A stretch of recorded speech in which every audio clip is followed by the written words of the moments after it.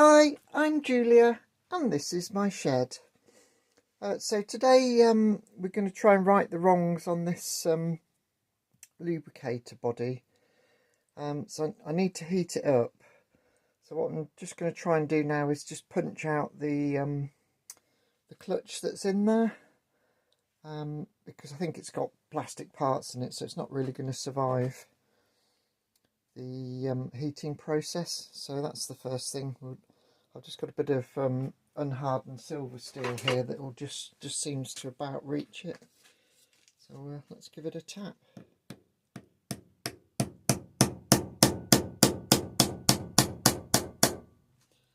That's bent my silver steel. I don't know if anything else has happened.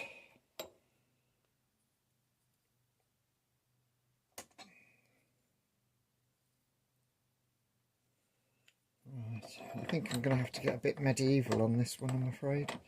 So if you're of a nervous disposition, please look away now.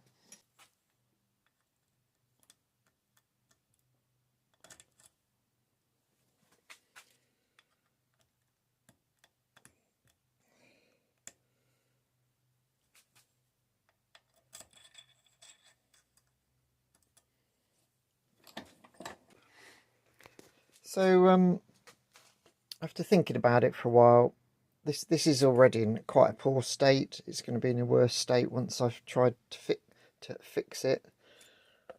Let's just cut our losses and start again, I think. So if you want to know my reasons why, look up sunk cost fallacy. Just because I've spent an absolute age on it doesn't mean I can't just walk away and start again, because it's actually going to be the better option. So let's do that. So a lot of this will be what we covered in the last video, but so I'm not really sure how much I'm going to video on this one, but I'll just squared the end off here. So we'll measure the height that we need and then carry on. Okay, so I've marked the height of that. Let's take it to the bandsaw. I didn't show you that last time.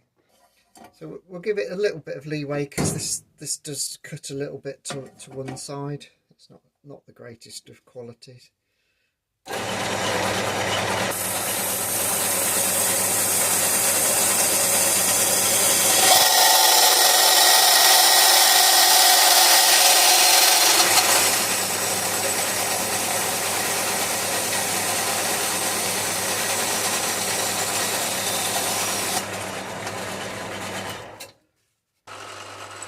So we're just cleaning up the bandsaw cuts onto the line there.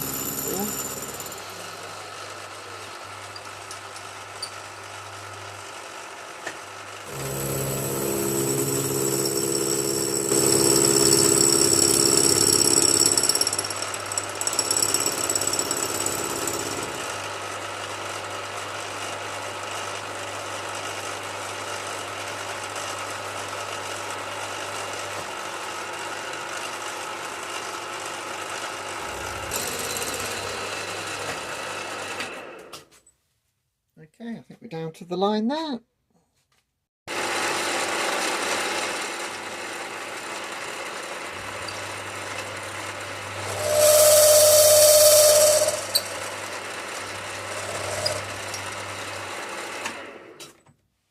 Okay, so straighten that edge up. So to the bandsaw.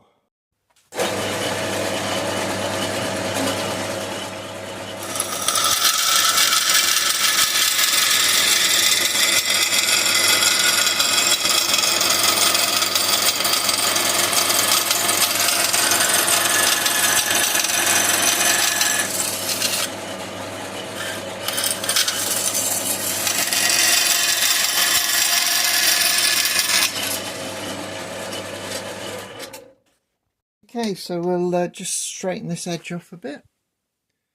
It's one of those not that critical.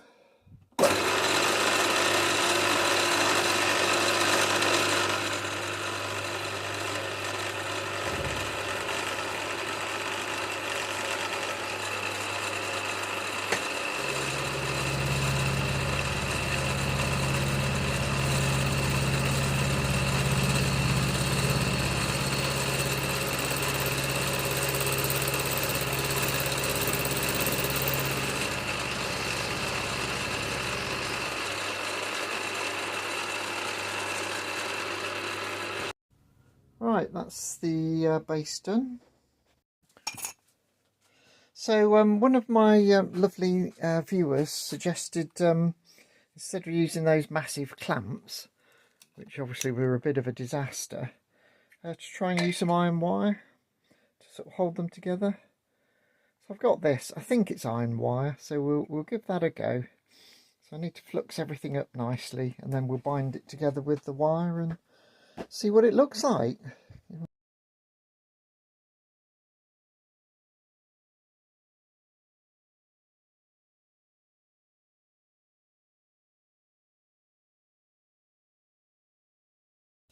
So again, we've got this silver solder that's quite big.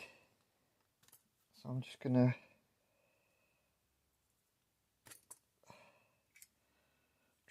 drop about 4 little squares into it, one for each side. And just move them into place. So the, sort of one on each, the middle of each side. They'll probably move while the flux is doing its thing, but at least you know, I can move them around a little bit.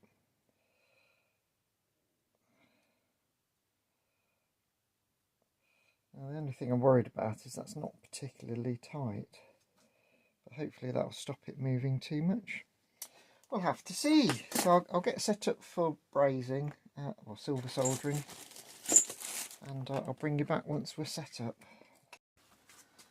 Okay, so I've got some more silver solder if I need to, and I've got my prodding stick. We'll use the big torch again, so let's have a go with that. See how we get on.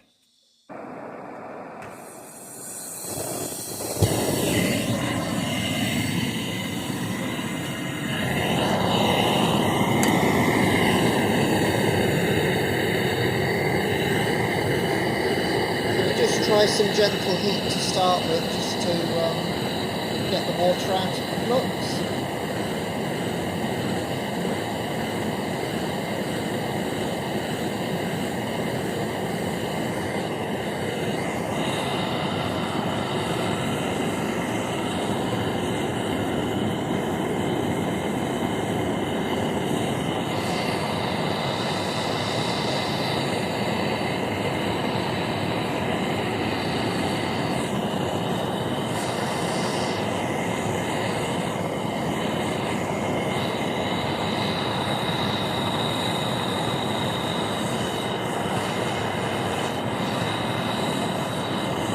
A bit worried about how orange the wire's getting.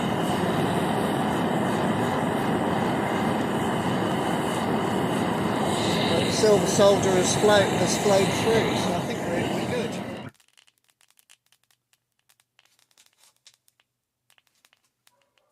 Oh, well, that was quick. Iron wire for the win. Oh, well, that's apart from a bit of a lump of silver solder on this side, which I'll show you once it's cooled down. That looks really good. I mean, it has got very hot, and I don't know if you can see, but that wire has completely disappeared there, and the same thing's happened on this side. So yeah, maybe this isn't wire. Maybe it's solder. It sort of looks like iron wire, but anyway, it's luckily it's lasted long enough to do what we wanted to do. The lines look quite nicely matched up. Right, so what I do is I use my leak detecting soapy water just to start breaking the flux up a little bit.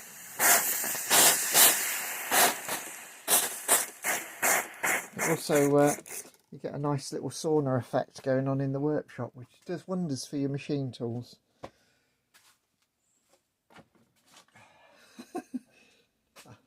But seriously, I do leave the door open when I'm silver soldering, because I don't want to die of fumes anyway.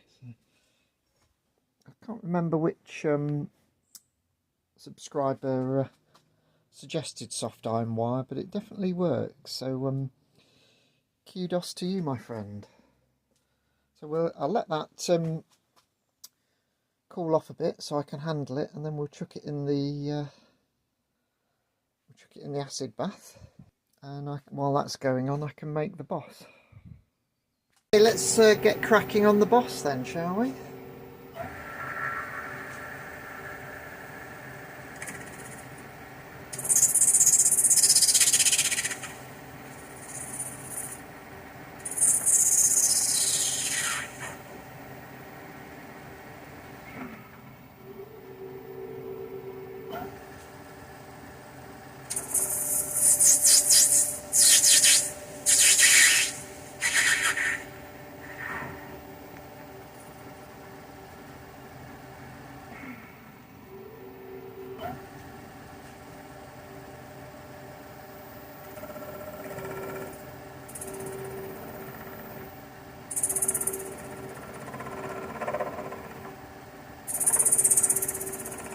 I think this bit of stock has had a bit of a hard life.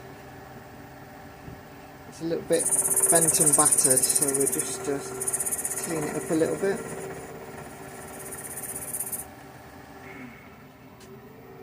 As you can see, it's not particularly round.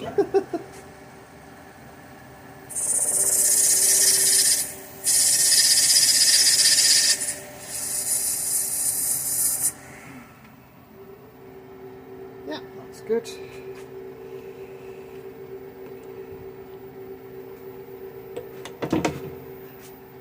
I'm trying to get you really close into the action today, so it's a little bit too close that. Actually, so next job. This is the side that you'll see, so we'll just put a chamfer on that. Okay, so we're going to drill the holes in the boss now.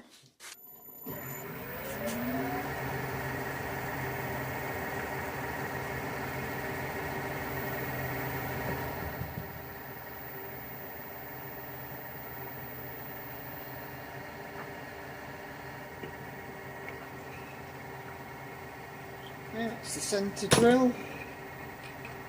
This is the 4.5mm clearance hole for the shaft that will go all the way through.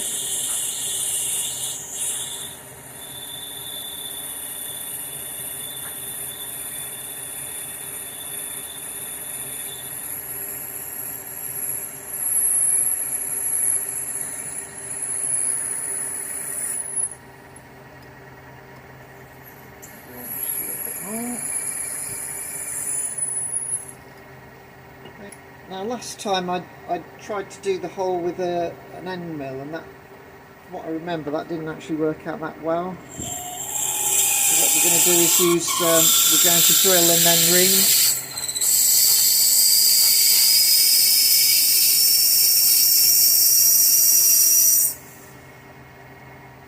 I need to check that depth now.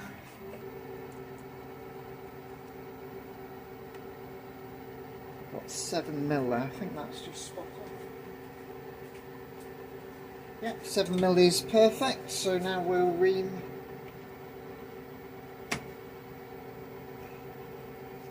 The ream I've actually got is on a floating holder, so it should just move to the to match wherever the slightly undersized hole's been drilled. So I think I'm using an imperial drill that's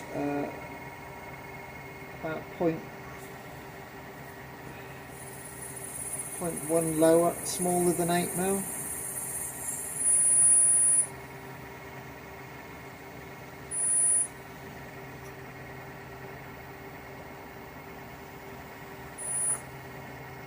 There we go. So just need to deburr.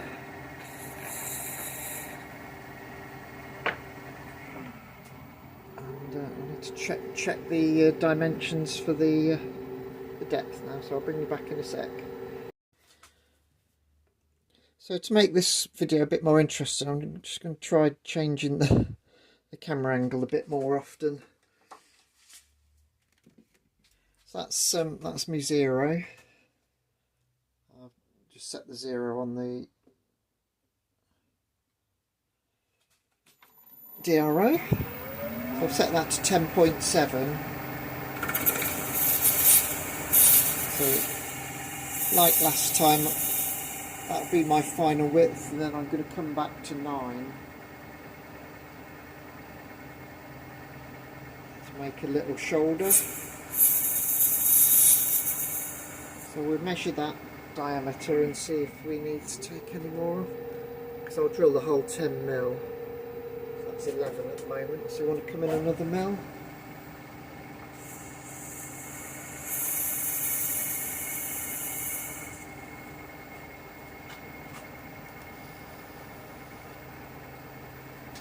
Teeny bit more.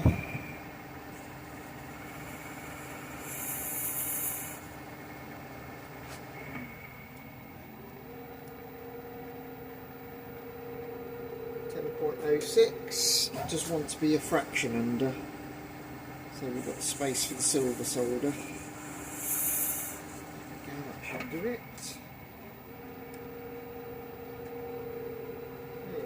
9.9, perfect. So we'll go in back up to 10.6.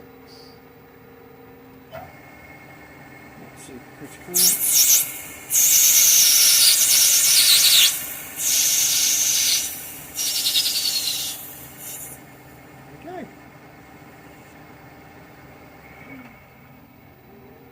That's our new boss. So now this is cleaned up, I'm really pleased with the results. So you can see there's just a very small amount of silver soldiers come through. Got a nice little fillet on there. Again, it's come through this side. Nice little fillet there. We've just got a bit of a blob of solder there. And looks pretty good inside as well. So that actually silver soldered very quickly, and we've got fantastic results, so I'm very happy with that. So yeah, definitely soft iron wire is the way to go, because it doesn't take all the heat away from the part for a start off. So I'm changing my order of operations yet again. So what I'm actually going to do is drill all of the holes, including the one at the bottom and for the boss, while it's in this state. That way I won't be crushing, pushing the sides in if I'm gripping onto the boss. So we'll get that set up and I'll bring you back. So again, I'm using this spare bracket as a drilling jig. So I'm not bothering with centre drilling. It's I'm sure we'll get quite accurate enough just using the jig. We'll go up to high speed there, I think.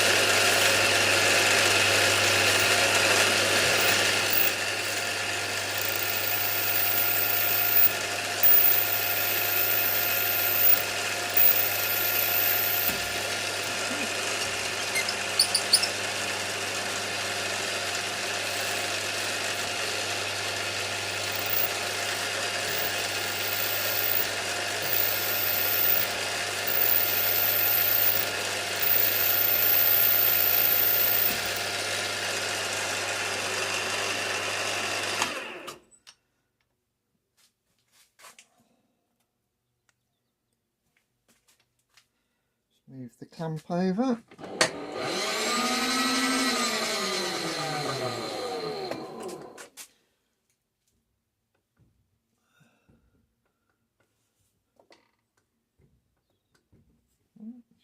Try that.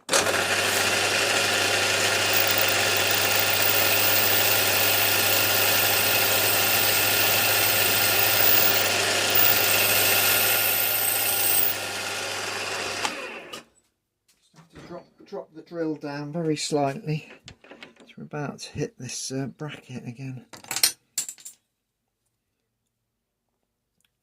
Throwing your chucky on the floor is optional, of course. Okay.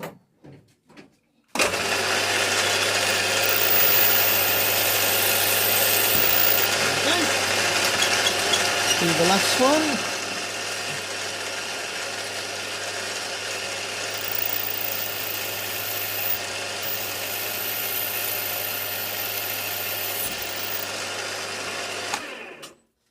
Okay, so that's my 4 mounting holes done, so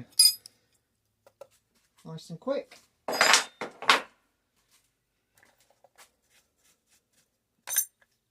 So I've put a centre pot mark at the position where I want the boss to be. So the height's quite critical, and what we need to do is make sure that we preserve this distance when we do the bottom as well. So by putting this way, I can just rotate it round and we'll still have the right distance, so we won't have the same problem we had last time, hopefully. It's probably a bit fast. Oops.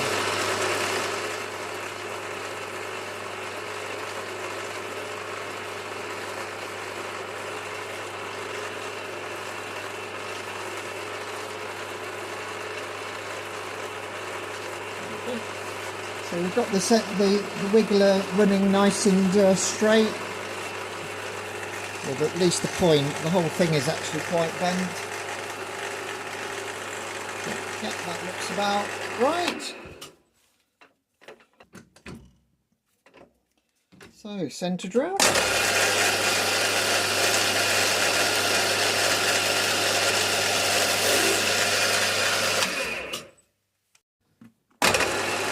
This is a 4.5mm drill.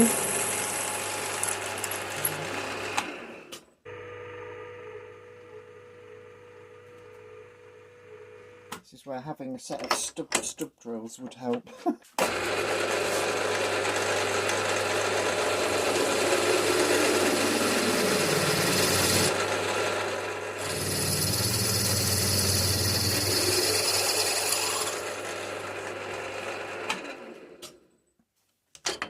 That's that one. So I'll get set up to do the hole in the bottom, and then I'll bring you back. So again, we'll use the wiggler to get the centre of the hole this way.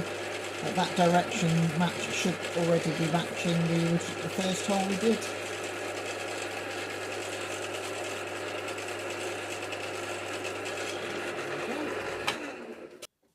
Centre pop again.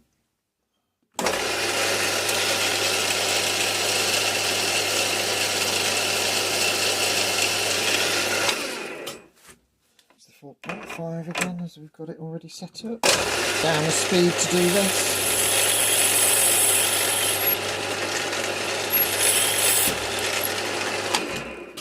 And with the tapping drill size, which is about 8.7. Go down another gear. Perhaps if you tighten up the drill. There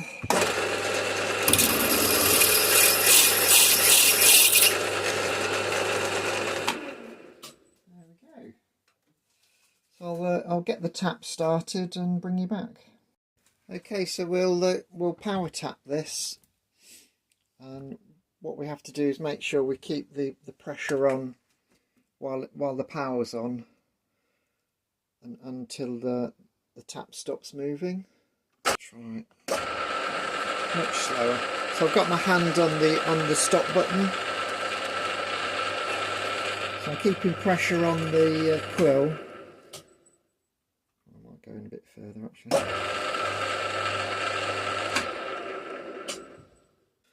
Tend to just power tap in. I think I'll manually withdraw it. That means I can check the threads are okay. But actually seem pretty good. So great. So that's all of the drilling done. So we've just got one more piece of silver soldering, and we'll have a brand new, perfectly formed body. And it's only taken a couple of hours because I've sort of, you know, you always, when you redo something, you always do it quicker. So need a bit of deburring, and job's a good one. So the last thing to do is to silver solder the boss to the main body. So grab a bit of flux and see how we get on.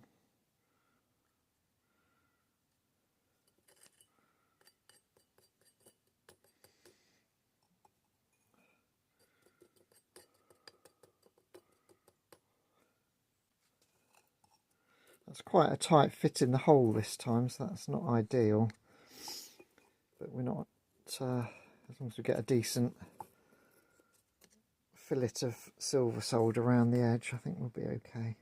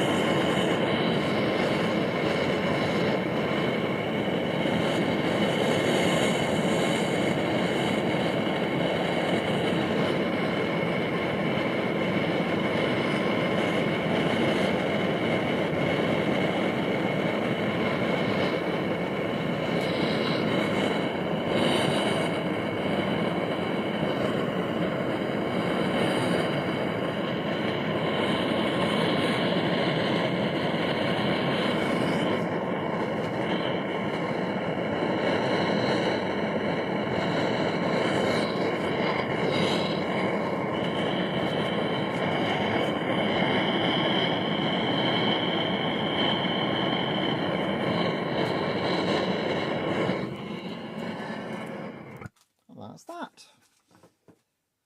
Should have used a slightly longer bit of silver solder. My fingers were burning, that's why I was sort of dabbing in and out. But again, that looks like we've got a nice fillet of silver solder around that. So again, we'll let it cool off and pop it in the acid. So this is the final result. I could have spent an hour trying to repair this one, but I don't know how much time I'd have wasted trying to replace the clutch, because they're quite difficult to get out. Probably would have had to have drilled it out, which again could have damaged the boss. And this is the new one, so probably took me an extra hour to make this than it would to repair this rather battered one. And I think you'll agree the results are very much better. So the silver soldering's perfect. The silver solder was on the inside, and you can see it's just been drawn through really nicely. We've got a lovely fillet on the right angle corner, and again the silver solder's been pulled through the joint. And again, another lovely fillet. Obviously this one isn't wonky, the base is flat. I don't know if you can see the difference there, but we've got quite a curve on that base. The whole thing, this is at 90 degrees, and this actually tilts over a little bit. Again, I'm not sure if you can see it. You can perhaps see it on the camera there, actually. Slightly exaggerated. And then obviously this is directly in line vertically with this, so we won't have the problem with it rolling off the end of the plunger. So all in all, you know, this is absolutely spot on, 100%. Can't fault it really. And sort of repairing this, I'd have still ended up with something that was a bit, yeah, wow, a Friday afternoon job. Let's let's not be beat about the bush. So yeah, that's a sort of a good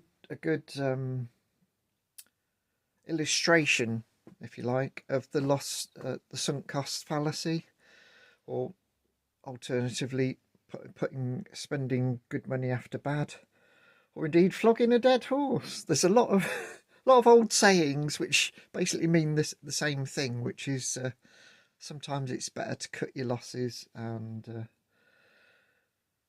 start afresh. So I hope somebody's learnt from my mistakes. Possibly, if you're in a similar situation where things seem to be getting worse rather than better, sometimes it's better just to start again. So hope you found that useful. So I won't bore you with assembling the new one again.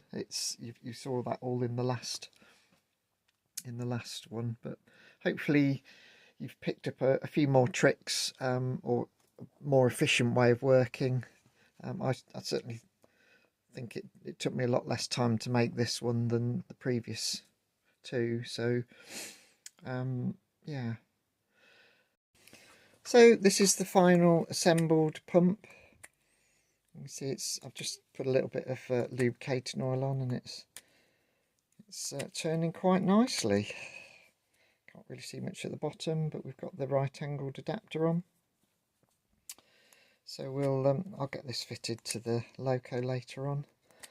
But yeah, quite a successful result there. I'm quite pleased with that. Anyway, hope you found that interesting or educational. Please leave a comment. I'm always interested in what you have to say. Like, share and subscribe. It really helps the channel, doesn't cost you anything. And I'll see you in the next one.